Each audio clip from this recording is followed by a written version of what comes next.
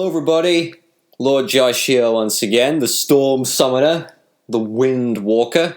So, I've got a pretty interesting topic today actually to discuss, and this is one that I think may benefit some people who are perhaps being tortured by their own thoughts. Should you hide or conceal your own magical activities? Should you, as a practitioner, attempt to cover up who you really are as a magician? That's what I'd like to talk about here today. So let's build up the scenario. You get up early in the morning, you put on your uniform or your work clothes, and you go and do your mundane job. A job that you probably don't want to be doing. You could do other things, but you do it because it pays the bills, and maybe you don't mind it that much. But nevertheless, it's not something you're in love with. And if you do have that dream job, you are very, very fortunate, believe me. So you go there, you interact with people that perhaps you don't want to interact with, and you do your best for the day.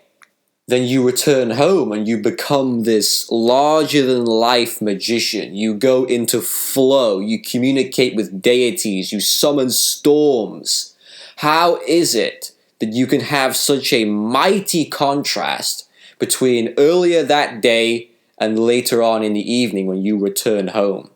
And I think that when you live a double life like that, you're essentially adopting two different identities. Whereas if you're hiding your magic from your workmates or your friends and family, that's really tough. Then you're going to always have to look over your shoulder when you're doing a ritual. So let's say, for instance, if your family are against your magical practices, if you live with a religious family, and they do not like what you're doing at all because they believe it to be evil, as most do. They will often say to you, do not do that in this house. If you do, I'm going to kick you out. I don't want to see any of your paraphernalia here. So imagine, I've heard horror stories of people having to use toilets for altars, having to use bathrooms for sacred spaces, because they have literally nowhere else to go to practice their craft. Now with me, I've always been very fortunate to always have more than enough space. I have a family who accepts my practices and my beliefs, and I have no problems with doing my weather magic outside. I have what you would call a static altar. It cannot be removed at all. So it's permanently fixed to the building and to the structure. There's no hiding that. I do not believe whatsoever in hiding your practices because I think that's going to be a huge burden on who you are as a magician. The whole idea is to grow, expand your awareness. If you're having to think, oh my god, I've got to hide my candles, I've got to make sure that nobody smells this incense when they come home, I have to make sure that everything is cleaned up at a certain time, that's when you start to put a huge amount of stress on your own energetic activities, and that takes away because you're using all of that energy up, worrying and getting anxious about who may find out what you're doing. And let's be honest, there's nothing to be ashamed of. We're not living in the era of the witching trials. Nobody is going to destroy you. Nobody's going to murder you for doing this. You might deal with a little bit of ridicule, you might be shunned by society somewhat, but don't let that dissuade you from your path. There's nothing wrong with taking a look at things from a different perspective. And I'm not sure about your magical practices, but I know that with me, with my Taoist weather magic, I have to go in with a clear mind and an even clearer heart, which means I cannot go in with a lie. I have to be very reverent and respectful, and if I'm trying to hide these deities like they're a filthy secret, then they are certainly that's going to be counteractive, basically, to my intentions. You have to go in with purity and with dignity, and when you're lying, when you're trying to keep up an act, you're doing nothing differently than anybody else, I don't think that's going to translate well to your spiritual lifestyle. Because it is a lifestyle. You don't just light your candles and boom, there you are. Every single step that you take, you are still a magician. Whether you're wearing your robes, whether you're on your altar or not, you're still a magician. You have to be respectful of that. It's not a hobby. It's a lifestyle. It's a full-time commitment. But on the flip side of that, some viewers watching this may think, well, magic is the concealed art. Occultism, knowledge that is hidden. It's not supposed to be known. Nobody should know that I am an occultist. It should all be kept secret. Well, no, I disagree with that. I think in times gone by, it was that way for survival. People had to do that to survive. Whereas now you don't. Now you might try and counteract that and say, well, if I come out and I say, yes, I am a sorcerer or an occultist, then I would lose my job. I think that is a job worth losing, because that's going to take you on to greater heights. So don't settle for second best. Don't think, well, if I lose this, I'll never get anything more. Because the whole idea is the mindset to be in when you're a magician, abundance. You will always get more if you believe it. Of course, you can still practice magic in the shadows. You can still practice and you can still get results from the darkness. But imagine that you've got all these anchors on you. You're slow, your progress is so steady, everything is so methodical. And is that what you really want? Do you want to be working at a snail's pace? Maybe you do, but I don't. I wouldn't want that. And so I just think that you have all this excess, unnecessary baggage that you could remove if you really wanted to. It's a painful threshold to cross. When you decide for the first time that I'm not going to live this double life anymore, I'm going to really come out and say this is who I am now.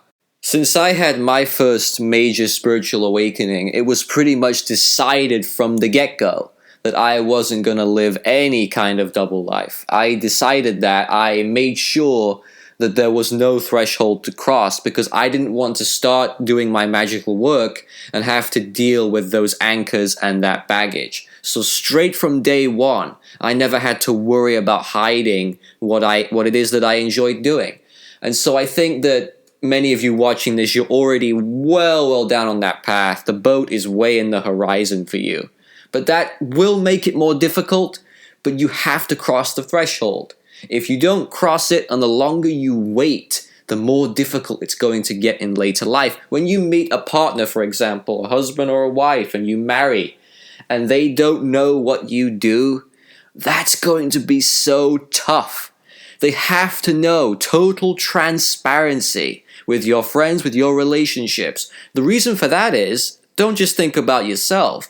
If they object to it and they're uncomfortable with your activities, then it isn't really particularly nice and respectful on your part. You can't be selfish. You have to think about others. So if you do have a family that's legitimately frightened of the occult, maybe try explaining it to them first and letting them know what it's really about if they don't have any idea. But if they're really against it, you might want to consider finding an altar in the woods, a place to practice outside of the immediate home. But never hide what it is that you do, because secrets create doubt, and doubt creates conspiracy. And people latch onto conspiracies, and it feeds their imaginations, and they like to create scenarios in their minds, and they get worried about it. The best results come from a mind that is light as a feather. It's weightless, it's effortless, and it flows so organically. When you ascend your altar with a heavy mind, with weighty thoughts, you feel like a slug.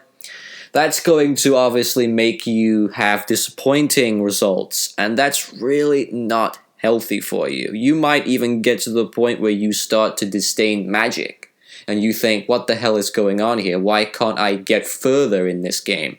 And the reason for that is because, like I said, the threshold, you need to cross it. It's like a bodybuilder in the gym, somebody lifting weights. To get stronger, you've got to go past the pain.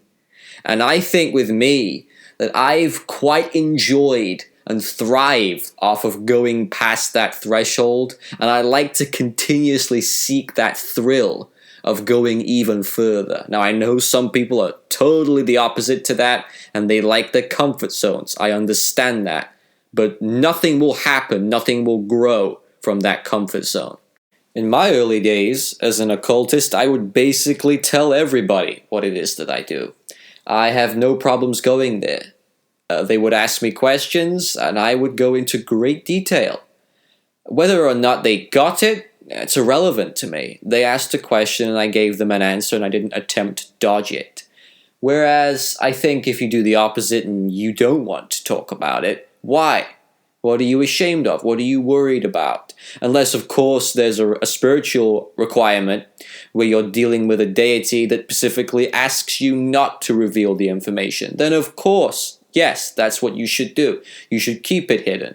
But outside of those kind of contractual agreements between you and that spirit, there's no other reason not to reveal it. You should. In my opinion, hiding away your spirituality and your occult methods is a form of conformity. And conformity, to me, is the absence of imagination. When you conform and you accept that you are a conformist, you immediately assume the position of a victim or a downtrodden person. You assume the position because you feel suppressed. You feel like you have to hide to survive. You're not thriving. And so in that situation, you become weak and you start to enjoy your own weakness. That's why you stay there, because you kind of get this vicious cycle of negativity and self-destruction, and that fuels your conformity, and in a lot of ways that keeps you very much in a state of stagnation. You're not going anywhere, your results are very slow, your results are mediocre at best, and what is the point in living that way? To me, it's just not worth it. So I hope that you really take my advice on board. It will liberate you. It's perhaps not what you want to hear, but it's what you need to hear at this time. And I always say, if you give people an inch, they'll take a mile, and you leave them in their comfort zones, they will not grow to their full potential. And that's the exact opposite of what I want from my audience. I want to see people flourishing, and they will arise from challenge greater than they ever have before. So thank you for watching, everybody. Take care. I'll be back soon.